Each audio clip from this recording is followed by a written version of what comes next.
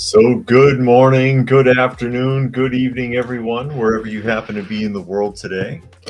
Welcome, one and all, to Coffee Talk, and that is at Coffee Talk Live.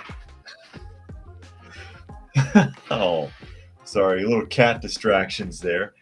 That is at Coffee Talk Live and at Prepper University on YouTube at 2 p.m. Eastern Standard Time, Monday through Friday, as well as at Coffee Talk Chat on X, formerly known as Twitter, and not at, but fistfulofradio.com, podcasting out of Atlanta Monday through Thursday at 4 p.m. Eastern Standard Time and Friday at noon. Got a little distracted there myself. If anybody saw that opening bit, there's a mask that's laying on the floor, and the cats are terrified of it, and they keep attacking it.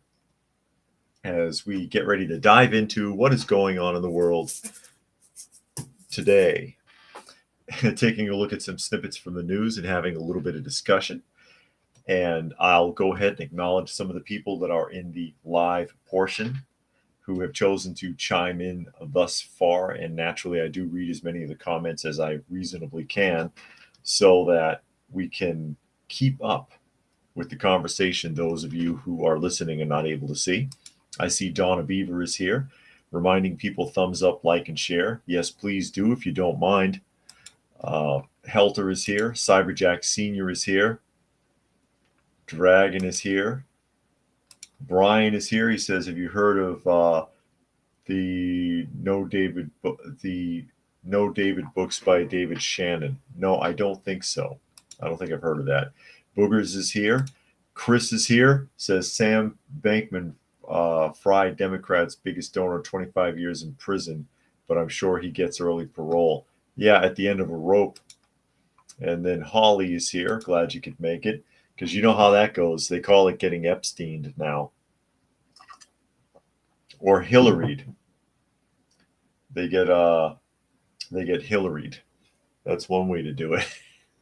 As we get ready to dive in here, I will be talking about books here if I can get to it, though, because something I saw was interesting in the news. There's always something interesting in the news, whether or not it's anything that's reliable or trustworthy, or how seriously you can take it.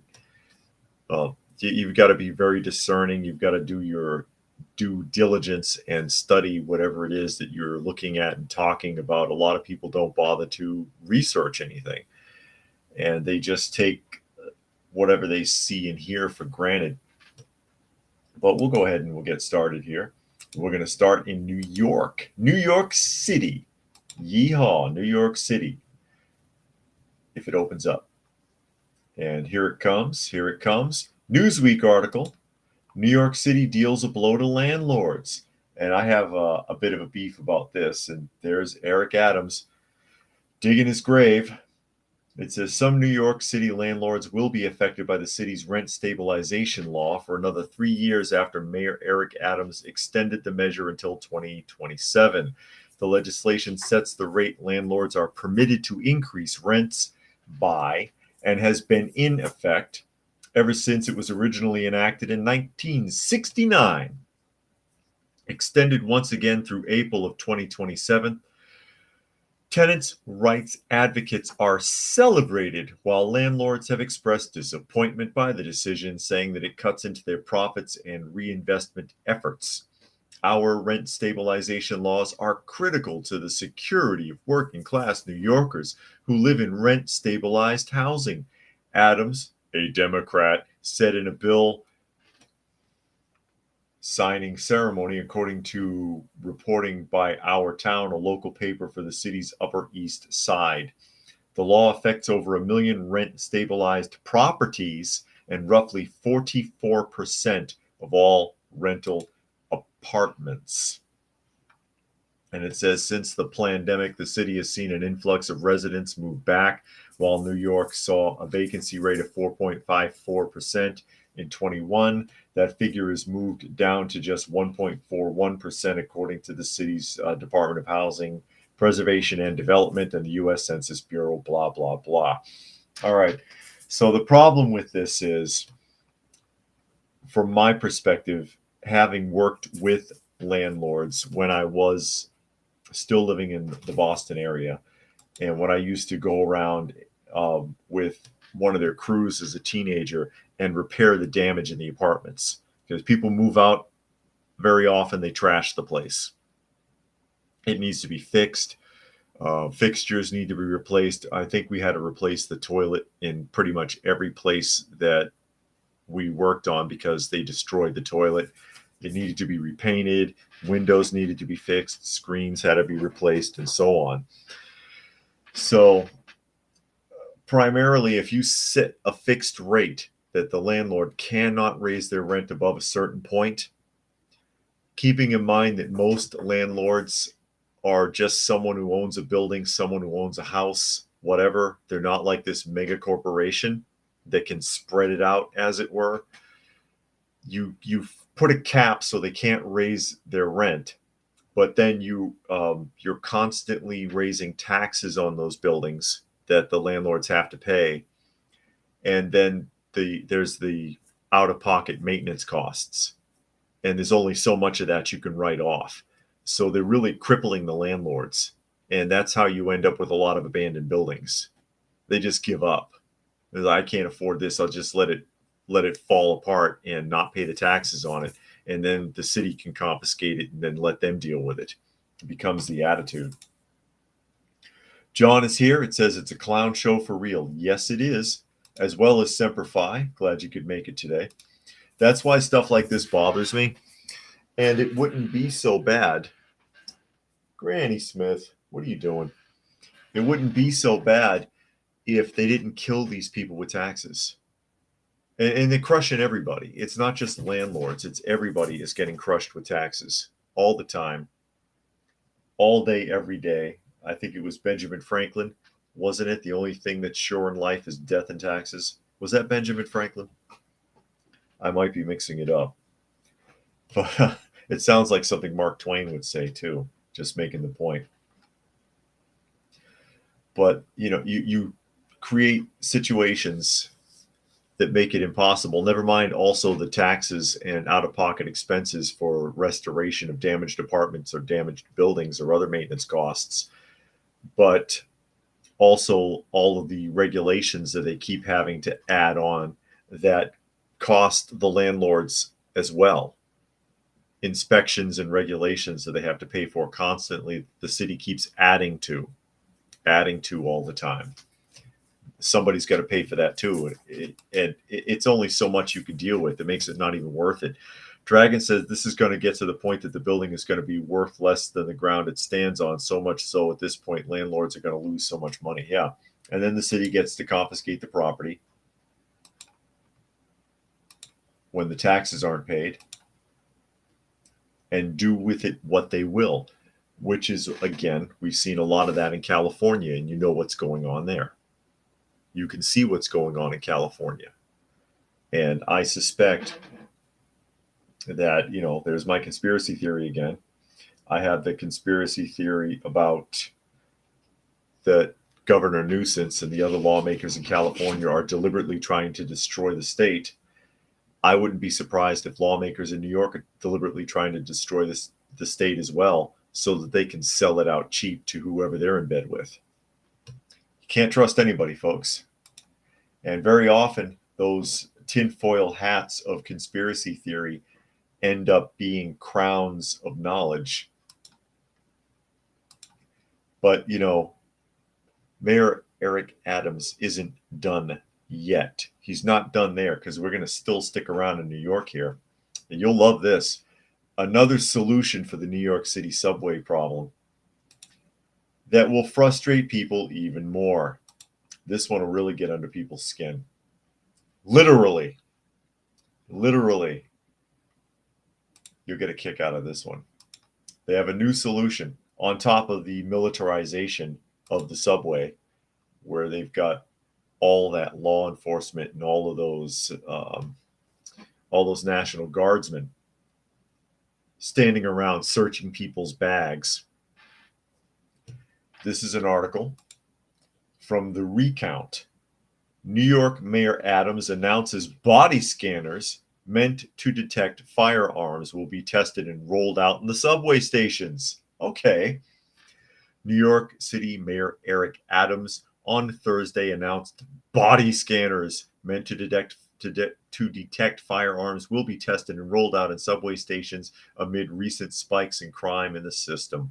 I'm proud to announce that we are taking the next step forward in our ongoing efforts to make our subway even safer and ensure New Yorkers feel safer in the transit system. But are they going to be safe, though? Adams said at a news conference in a New York City subway station.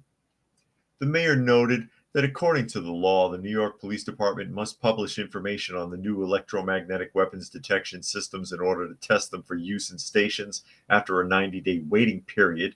This is a rule that we have to follow. We have to wait 90 days before we can implement this technology. But during the 90-day waiting period, the New York Police Department will work to identify all vendors with effective technology and expertise, Adams said.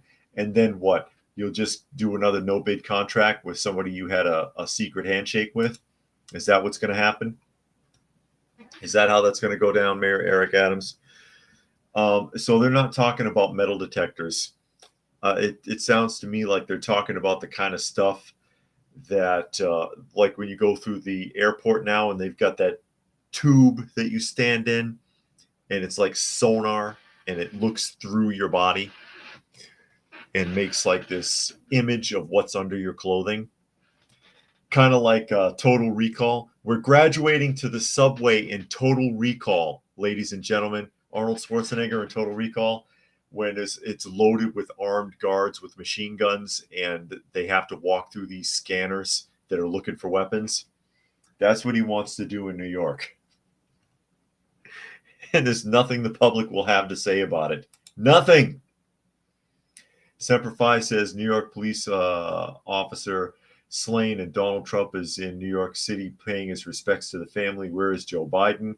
He's in New York City with Obama. He's just more concerned about raising money for his campaign. Correct, because that's what a politician does, raises money. In sharp contrast, a businessman wants to sell you something. A politician wants to beg.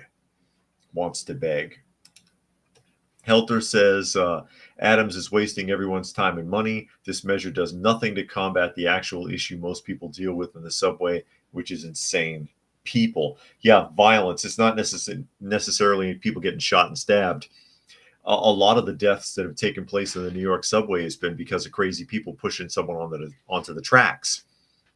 Semper Fi says the body scanners won't work.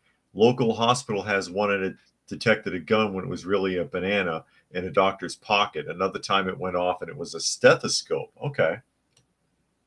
Chris says we have no rights at the airport. No, you don't. And here's Ragnar. Glad you could make it. Brian says, I guess people would rather walk. They're too lazy to walk. They'll put up with this to get on the subway. I promise. Dragon says, translation, Eric Adams has a friend in the body scanner field who he's going to dump public money on while the public gets nothing good in return. That could very well be.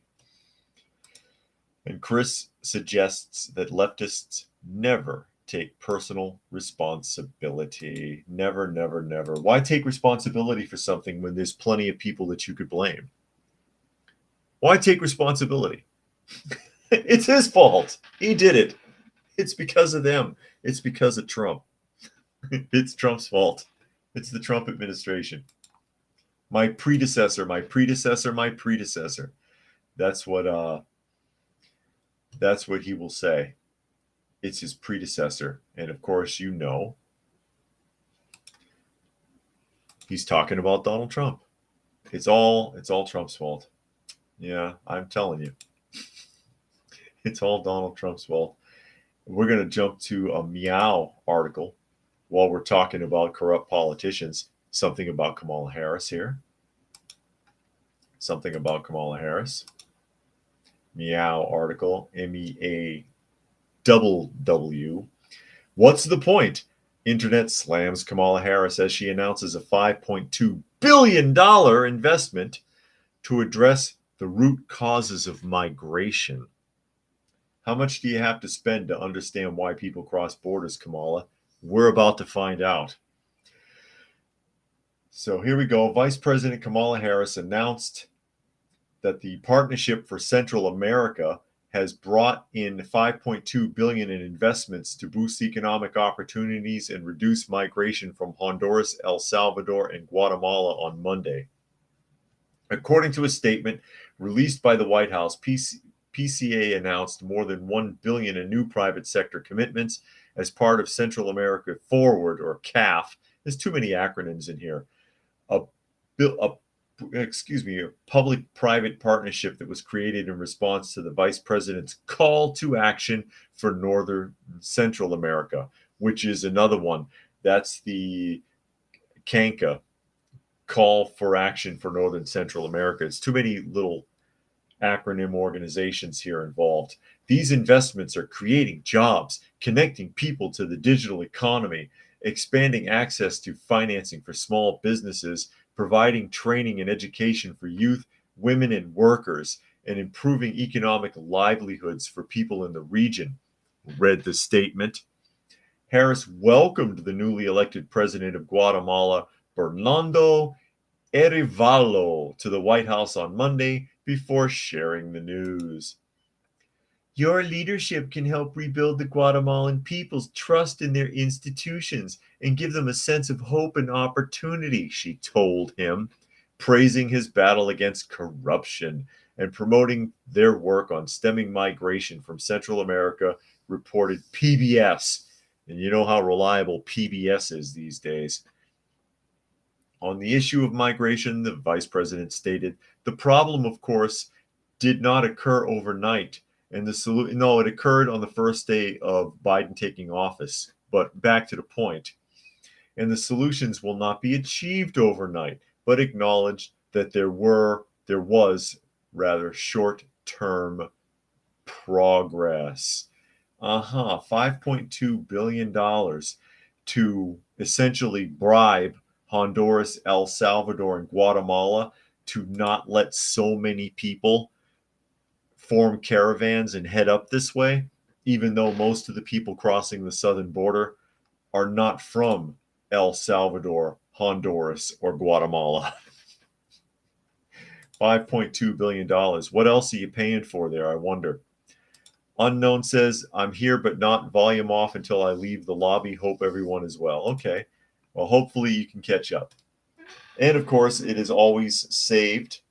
This is recorded as it goes and should be saved on ScrewTube unless they really stick it to me, which you never know. You never know. They like to save things and hold off and then sneak up on you and hit you over the head with it at a later date. That happens quite often with ScrewTube, unfortunately. So, whoops, upside the head, there goes another $5.2 billion to address the root causes of migration. Root cause of migration, they were given a free pass. They were told, hey, come to America. We'll take care of you. Whatever you're doing down there, don't worry about it. Drop everything. Drop everything. Come to America. We'll feed you. We'll give you a place to stay. We'll take care of your medical expenses. We'll put your kids in school. We'll give you new clothing. We'll feed you. You don't have to worry about it. You don't have to do anything. You don't have to learn the language. You don't have to get a job. We'll give you a work permit. You don't have to use it. And yeah, so they all come. Oh, and I see Urban is here. Glad you could make it. Helter says she can give me $1 billion and I'll give her the answer. Immigrants' home countries suck. America is welcoming them and giving them freebies. Yeah. And Dragon says root cause of immigration is simple. They're coming here to get free stuff. Yeah, I know. If it wasn't so easy, there wouldn't be so many coming. Remember, during the Trump administration, I believe it was an average of 800 a day. Now the average is like around 8,000. Is that correct? Something's wrong. And again, as I've said many times, you can argue it's a broken system, but is it really broken or just made to look that way? Because I think it's doing exactly what it's supposed to. It's not a broken fix. It's not a broken system that needs to be fixed.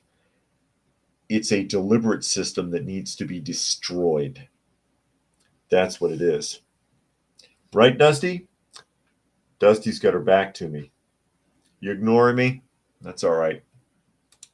Urban says population replacement never had it so good. Yeah, I know. You used to have to break your back to fit in. Learn the history, learn the language, adapt to the culture, get a job. I mean, it used to be hard.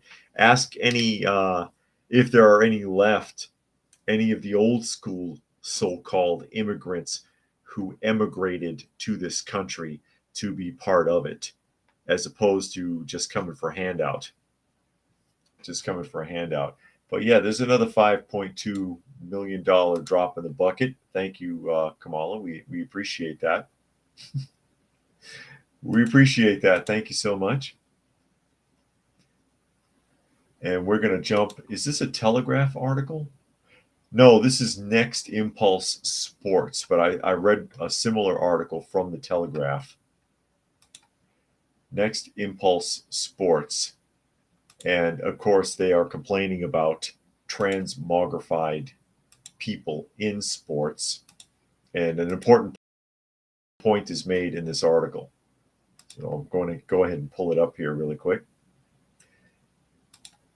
And it says, opponents furious as transmogrified women dominate a tournament. All right, there you see the flags. I don't know what those flags have to do with the tournament, but there they are. It says 5 transmogrified women participated in women's soccer tournaments in Australia, where they helped lead the team to victory in every game to win the championship. But not everybody's happy about it. I can imagine. Flying Bats Football Club featured 5 transmogrified women and dominated the preseason Beryl Ackroyd Cup tournament in Sydney, Australia. Recently, the team won every game in the 4-week championship, or the 4-week tournament, most of which had extremely lopsided scores, including 4.0 wins in the championship game. And one of the transmogrified women scored 6 goals in one match. The other clubs are not happy that their teams were made to compete against transmogrified women with no warning. Quote, our girls are here to play for fun and expect to play in the female competition. They did not sign up for a mixed competition, a senior club official told the Daily Telegraph. There's no transparency from football NSW. The girls don't know if they're going to be playing biological males or not. Some of the parents were so concerned they would not let their daughters play. It was disheartening for them to see the huge difference in ability. They were killing it. And Flying Bats FC now calls itself the biggest alphabet mafia women's and non-binary football club in the world. Now, there's more to this, and it doesn't say it in this article. There's more to it, and it doesn't say it in the article. Let me catch up one more comment here. Urban says, if university presidents are allowed to openly cheat, then why not sports participants? Yeah, no kidding. Here's the trick. As I understand it now, in recent developments, a lot of the players on opposing teams were injured, some of them seriously, including one girl whose leg was broken. So these transmogrified players injured a lot of people in the process. And that's something else to consider. That's something else to consider. No, I wouldn't want my little girl to participate either. It's like, you know what, Susie? I don't think this is a good idea. I don't think this is a good idea. So they won every tournament with, as they put it, lopsided results, lopsided scores, where they scored abnormally high and injured the other teams in the process. But yeah, this is a great idea. Rainbow flags, anyone? Let's get that flag out. Let's go. God bless America and no one else. Who knows? Who knows what film that's from? God bless America and no one else. Somebody knows what movie that's from. Let's see if they catch it. You'll get a kudos point if you can remember. But again, next Impulse Sports article. I also read one from the Telegraph which makes sense because this took place in Australia. That's outrageous. And then didn't even tell anyone so that they could make a decision. Hey, you know what? I don't know if I want my team going up against that. I don't know if I want my daughter in there. Parents are pulling their kids out when they realize what's going on. What a world. The Wicked Witch was right. What a world. What a world. It's like I woke up one day and I didn't know where the hell I was. I'm on another damn planet. It's sad, really. It is. It's sad. And who wants to participate in something like that? The accusation, of course, is that it's males who can't compete against other males. But they know they can beat a female. So yeah, let's pretend we're girls. Let's pretend we're girls and we'll go jam up a girls team or beat a girl in some other sport or athletic event. It's a sad thing, really. It's sad and it's unfortunate. Speaking of which, who wants to jump to Princeton? Did this take place in Princeton? Or is this person just from Princeton? This is going to be a New York Post article. And what they're going to talk about here should come as no surprise to anyone. No surprise. Brian says they're going to move to Antarctica, the only peaceful place on Earth. Yeah, you and the penguins. You can hang around with penguins and they'll keep you company. I just want to make sure this is going to open properly. Yeah, that guy looks creepy. He looks like Ben Stein with no hair. I'll show you here in a second. I'm just speculating, looking at the cover page.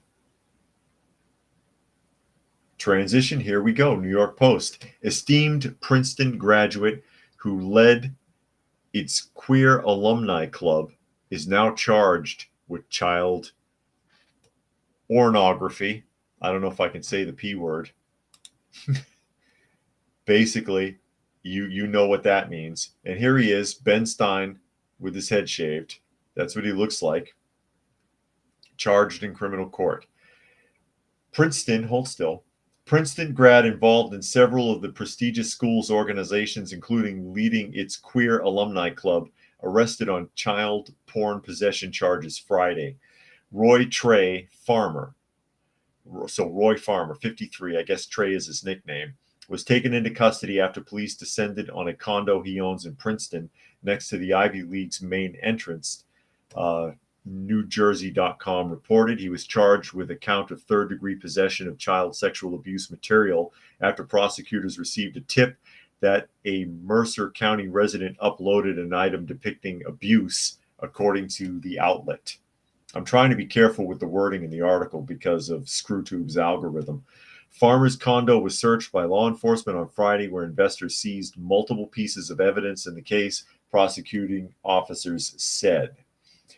The 93 graduate of the elite university became the new president of the Queer Princeton Alumnus a few months ago. The organization was previously known as the Bisexual Transmogrified Gay and Lesbian Association.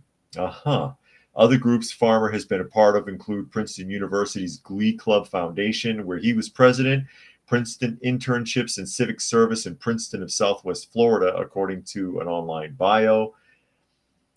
Good things happen when you bring Princeton together, Farmer said during an alumni spotlight interview. Okay. It says he worked in the telecom industry before moving to private equity and owned art festivals that span the globe, according to his school profile. Really? Owned art festivals? Are they implying that he was a show promoter? He was a volunteer of Princeton, not an employee, they want to specify. Prosecutors filed a motion to keep Farmer in detention leading up to his trial, with the hearing over the matter delayed until next week. No big surprise to me, unfortunately. Thinking back to my my interview process with the Boston Phoenix newspaper, which I talk about off and on here, where many of the gay men that were interviewed had odd fantasies that involved much younger people, including many that had fantasies about Boy Scouts that were so detailed they admitted to actually owning Scout uniforms that they would role play in. And Stefan is here, as well as Fluke Man. Glad you could make it. And I just now, here it is, just got my prompt that I am live. It just came in 2:31 p.m. Eastern Standard Time. ScrewTube is letting me know that I'm live. Thank you, ScrewTube, for being on the ball there. Much appreciated. But is that a stretch? Doesn't this guy kind of look like Ben Stein without the hair? Maybe it's the glasses. It must be the glasses. It's like Michael Jordan. It must be the shoes, right? But yeah, this doesn't surprise me at all, unfortunately, because there is a direct link with the mindset of a lot of these people and minors tied in. And again, that's my theory, tied in with the fact that literally every single one that I ever interviewed admitted to having been molested in adolescence, with the median age being about 8 years old. 8 to 10, but I want to say 8. By men who were much older, late 30s, early 40s range, most of which were relatives, and said that they could tell that they were gay and they were trying to help them. And I think that's where a lot of that, I always knew I was gay comes from. I was born that way rhetoric comes from. And for some reason, nobody ever wants to admit that there could be a link there. They'll admit that they were sexually assaulted when they were a kid, but they won't admit that there could be a connection to their modern take on sexuality. And I just don't get that. I don't understand. Here's something else I don't understand as we roll into the next article. And this is an elderly woman crying about her student debt that she still owes. And I'm confused. When I see people talk about this kind of stuff, I'm confused. And I want to know what kind of lifestyles that they lived. And this is going to be a Daily Mail article. Daily Mail article. As we wait for Restream to roll it up. Come on, Restream.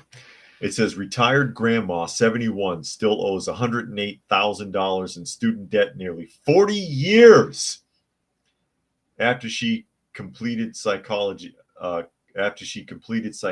degree. Amount is 3 times the original loan she took out. The only way that could happen is if she never paid on it. I'm just going to speculate here. I'm willing to bet she never paid on it. I'll read one more comment and then we'll get into the article.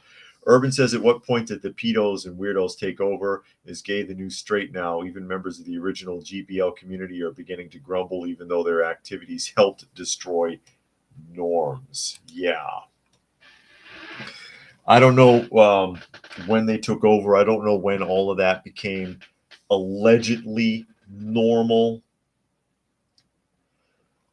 There is a direct tie-in, though, with because they all hate each other. And this is the thing. Before I get into the article, I'll elaborate a little bit. The one thing also that I came to realize from the interview process, all the different groups hate each other. So I don't understand the whole rainbow flag, LGB alphabet mafia mentality where they act like we're friends and kumbaya. They hate each other. The drag queens don't like gay people, don't like transmogrified people. gay people don't like the other two groups. They hate each other, seriously, and they don't trust each other. But their activists will pretend like it's a big happy family so that they can do their activism thing and get paid.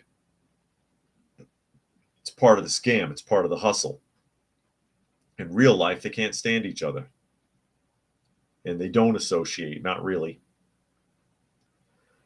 And then it's really kind of sad. And there's a weird tie-in, and follow this conspiracy theory. Tinfoil hats on. Tinfoil hats on. Follow this conspiracy theory. The whole push for the transmogrification and trying to so-called protect young and non-binary children and letting them decide their sexuality because gender is actually fluid and all of that, right? Follow this logic. Everybody always asks, how is it you can allow somebody who's 5, 6 years old who can't decide between a peanut butter and jelly sandwich and a tuna fish sandwich? How can you allow that person to decide to remove their sex organs, to go through life-altering surgeries and take life-altering drugs? But they can't drink, they can't smoke, they can't vote. They can't be outside by themselves, unattended, because then the parents will get in trouble. But they can make those decisions. Well, those are sexually charged decisions. So if I can decide I'm a little girl or I'm a little boy, I can decide to have sex too. Let that sink in. Watch that start to become an issue in some time in the future. Dragon said she borrowed money and owes the taxpayers. She has no excuse for not paying the money back. How about she tell us where she spent her money on the past 40 years? And Helter says most Americans don't fully understand how debt and money works. They spend lots of money and remain poor and don't understand why they're still in debt. Yeah, I'm going to get into this and I'm going to explain a couple of things. All right. Illinois grandmother spoke about owing $108,000 in student debt, almost 3 times the amount of the loan she took out 40 years ago, as a key deadline for loan forgiveness is being just 5 weeks away. When she was 33, Nancy Peter took out a $30,000 loan in 1986 to finish her psychology degree at Mundelein College. The single mother then took out another loan to go to graduate school at Loyola University in Chicago and worked as a therapist for 40 years. Now at 71 years old, the retired grandmother of 2 owes $108,000 due to interest on the loans and is enrolled in the income-driven payment plan.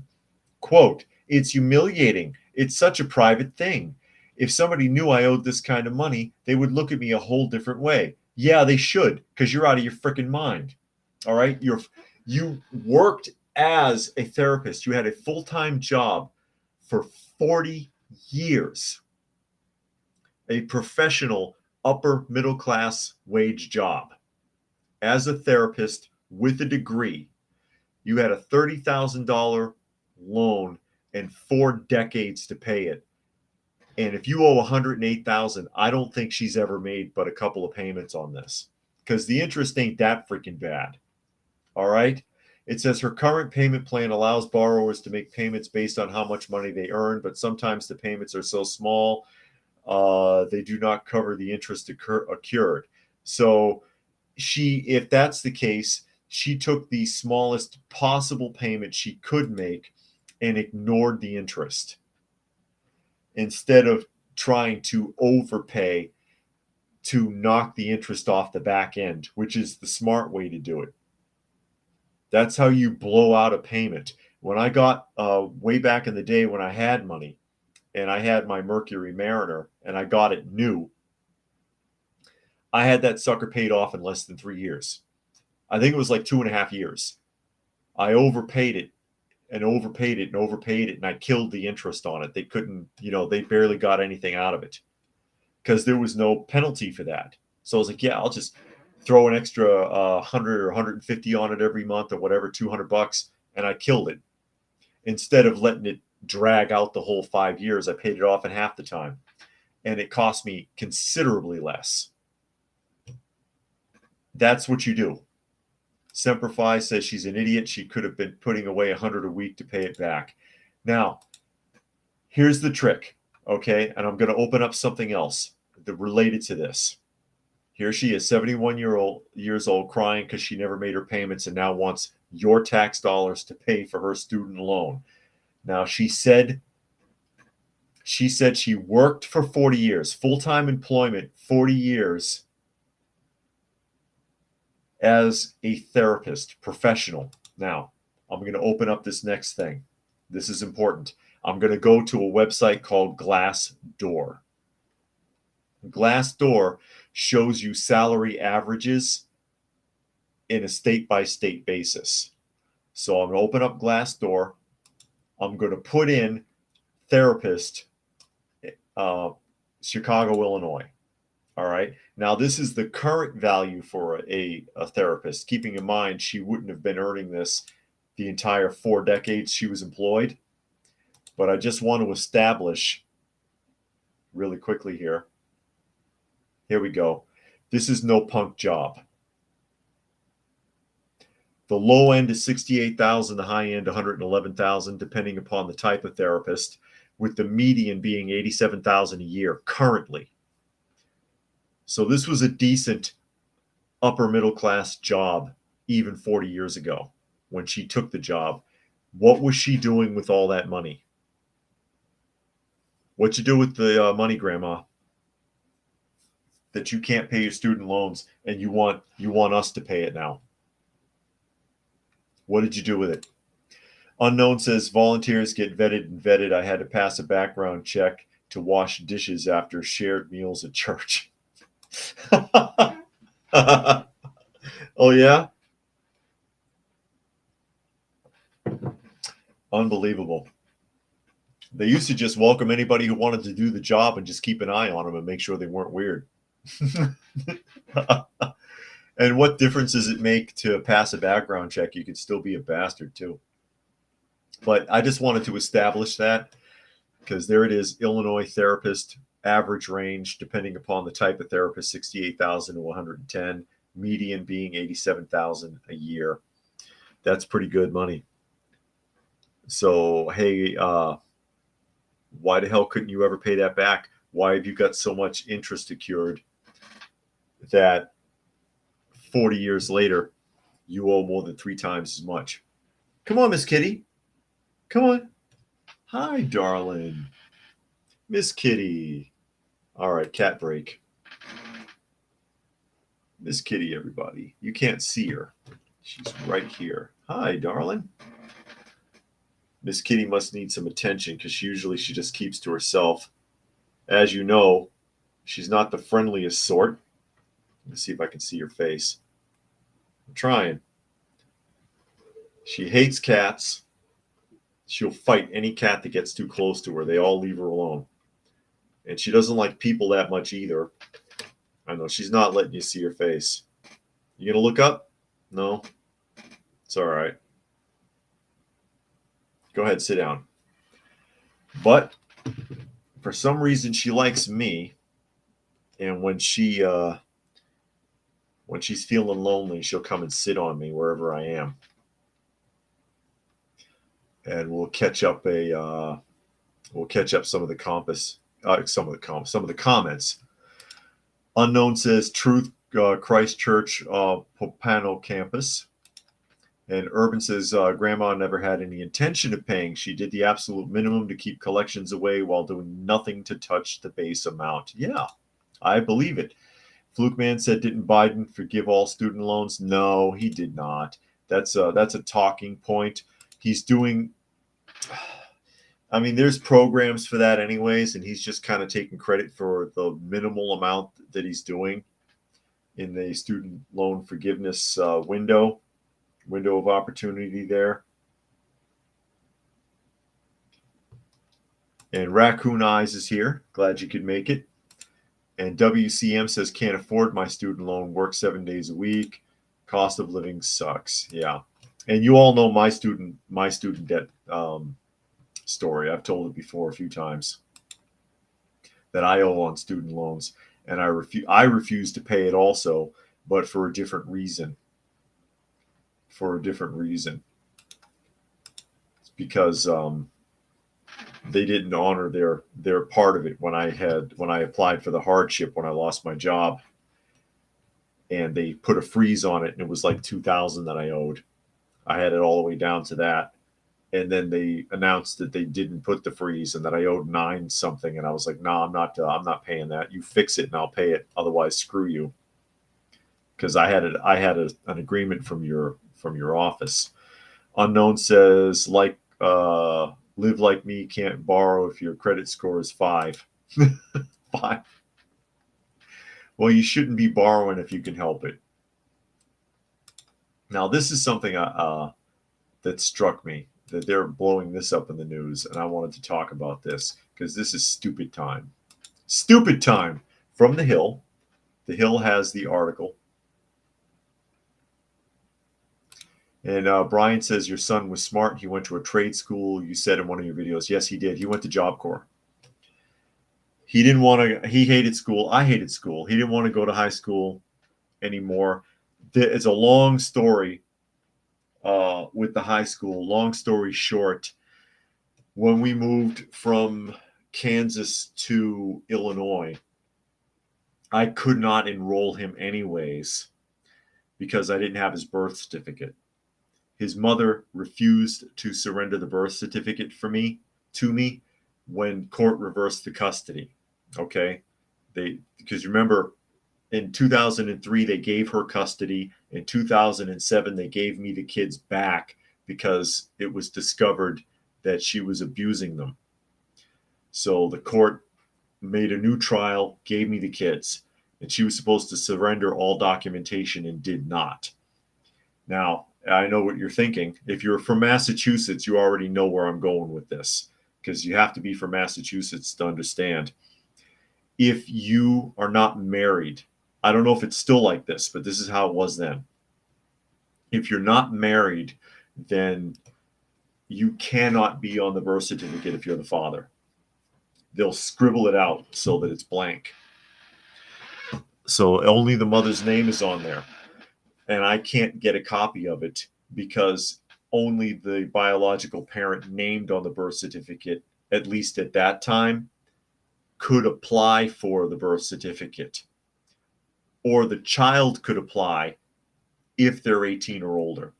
So I was unable to obtain a copy of the birth certificate record. I was back and forth for over a year with the Department of Vital Statistics in Massachusetts trying to get some leeway, and I couldn't get anywhere with it. They were absolutely flat out refused. Well, you're going to have to go and get it from the mother, or she's going to have to apply for one, which she refused to do, and the court never enforced her giving me the birth certificate.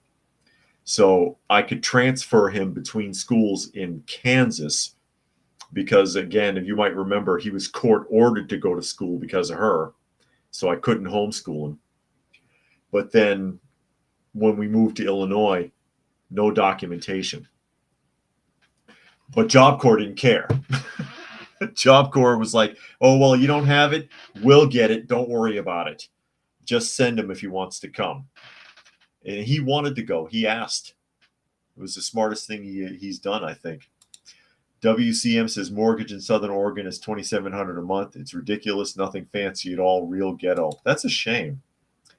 But we're going to talk about, we never talk about her. This is The Hill. First Lady Jill Biden will publish children's book about the White House cat. Oh, thank God. There's a reason I'm bringing this article up, and I'm going to tell you in a second. It says, First Lady Jill Biden. Oh, the tears are already coming. Oh, I'm getting verklempt. Will publish a new children's book in June that follows the first family's pet cat, Willow, on her journey moving to Washington, D.C., as she explores the various rooms in the White House and meets the people that keep daily operations running smoothly. Yeah. The picture book, Willow, the White House Cat, is co-written In other words, Joe Biden didn't have shit to do with it. It's ghostwritten by Alyssa Satin Capicilli and illustrated by artist Kate Berube. It will be published by Paula Wiseman Books, an imprint of Simon and Schuster Children's Publishing. All right. God, you can't even write a children's book. You got to ghostwrite that shit too. How brain dead can you be? The reason I'm talking about this. Oh man.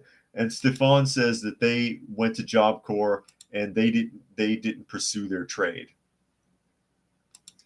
And Urban wants to know what the White House cat's pronouns are. They identify as a gerbil. And Helter says she's as much a doctor as George Costanza was a marine biologist. No, he was an architect. He was an architect. Vandelay, remember? Art Vandelay, architect at large. And Monkey says, funny how that book is going to be published at the same time Pride Month starts in June. Yeah, that's a good point. Maybe the cat's gay now, right? And I'll tell you right now, there's no such thing as a gay feline. I don't care what anybody says. I just think it's funny. It strikes me as funny how these politicians always want to write children's books. I am not kidding. Look it up. Obama has done children's books. Michelle Obama has done children's books. Hillary Clinton has done children's books. Who do they think that 3-year-olds are going to vote for them? Why are you writing children's books? Unless this is just more money laundering, because I can't imagine that you're going to sell too many copies of that. I can't see it. I don't see that coming at all. And Urban reminds me that George was both an architect and a marine biologist who saved the whale at the beach. Yeah, that's right. He pulled the golf ball out of his blowhole because it was choking, and it was one of Kramer's golf balls because he used to stand on the shore and hit the ball out into the water. I guess he got a hole in one. And WCM reminds us that politicians are criminals. Indeed. And I think it's even funnier too that not only have we got another politician or politician's wife putting out another worthless children's book, but that she can't even write it. All that stuff is ghost written anyways. All these memoirs, Obama's memoirs, my years in the White House. He didn't write that shit. None of them do. They go through an interview process with a ghostwriter. They have the ghostwriter does additional research, puts it together, creates a story out of it, and then ghostwrites it for them. That's why it always says co-authored with. They didn't write that book. They might have talked to the author. Oh, that's good. Semper Fi says Hillary's book, How to Hang Out with Your Friends. Dragon says the media isn't talking about the fact that her new book is a complete political propaganda piece. No, they're going to blow it up. They're going to puff it. They're going to puff it up. And WCM says apparently the Clintons own Haiti. No, they don't own Haiti. They ripped Haiti off because after the disaster, was it the tsunami? I'm trying to remember. That destroyed Haiti, as if Haiti wasn't already wrecked anyways, but the tsunami or whatever that destroyed Haiti, and they had the relief fund for them. It was the Clinton Foundation that was spearheading that. But Haiti never got any of the money, and it's like $5.1 billion or something that's still unaccountable for. And Haiti has been trying to sue them for years, unsuccessfully. I don't even think they've gotten into court yet.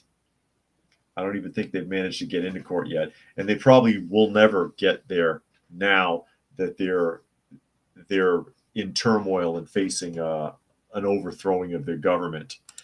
And then Monkey says earthquake. Thank you, Monkey. I couldn't remember.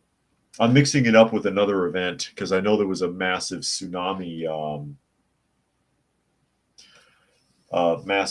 around that same time period, sometime before that in another country. So I mixed them up. But yeah, earthquake.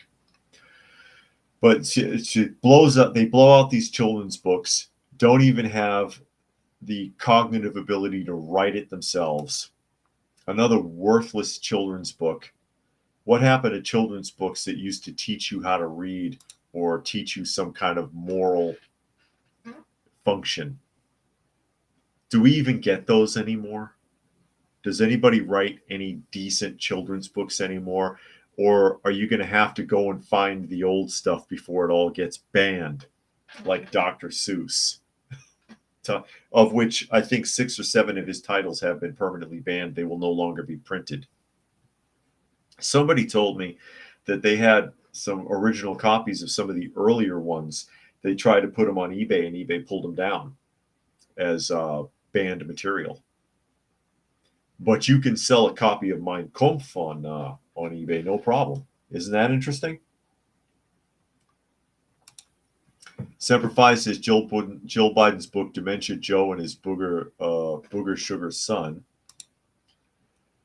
And Brian says the Berenstain Bears was a good series of books. Yes, it is. It's a good series. And they had 2 TV shows, Berenstain Bears. They had a Saturday morning cartoon that aired on CBS in the early 80s, I think it was. And then PBS redid the series in like the early 90s. They rewrote it. So there's 2 animated versions.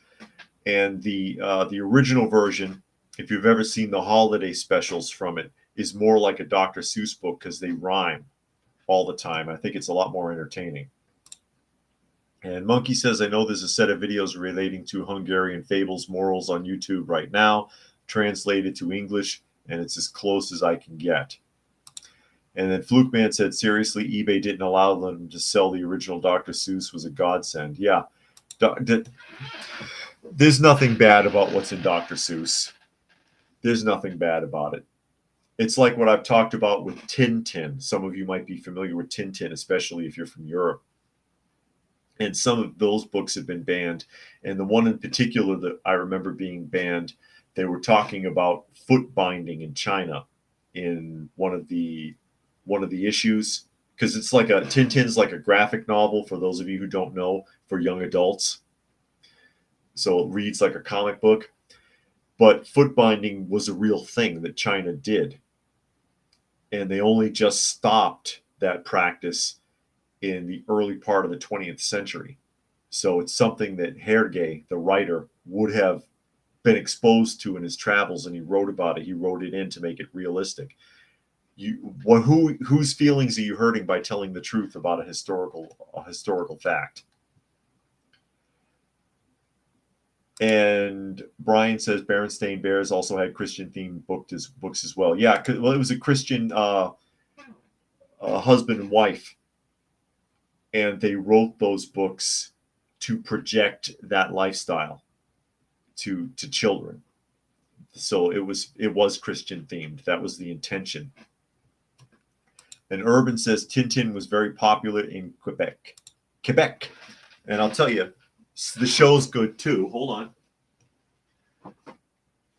on. I'm still here. You can get Tintin on DVD. 20 episodes in English and French. So you can choose English or French. 20 episodes. And the episodes are perfectly spot on to the books. The way they look and every word spoken. Perfect match. Which is very rare for anything animated.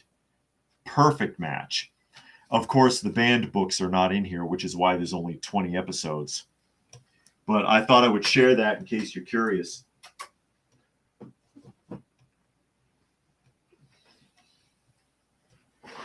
Because I used to read Tintin when I was a kid. Now I have Granny Smith.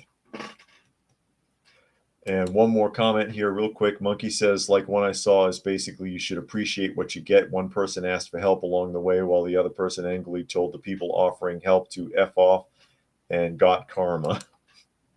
But with that, and Granny Smith will tell you, you're going to tell them we are at the top of the hour. So I'm going to go ahead and start signing off. Again, you are listening to and or watching Coffee Talk, and that is at Coffee Talk Live or at Prepper University on YouTube, as well as at Coffee Talk Chat on X, formerly known as Twitter, and fistfulofradio.com, podcasting out of Atlanta Monday through Thursday at 4 p.m. Eastern Standard Time and Friday at noon. Thanks to everybody who was able to join us here today. Again, the GoFundMe is up and running for those of you who asked me to do it. And I will go ahead and sign off. Hope you got something out of the conversation.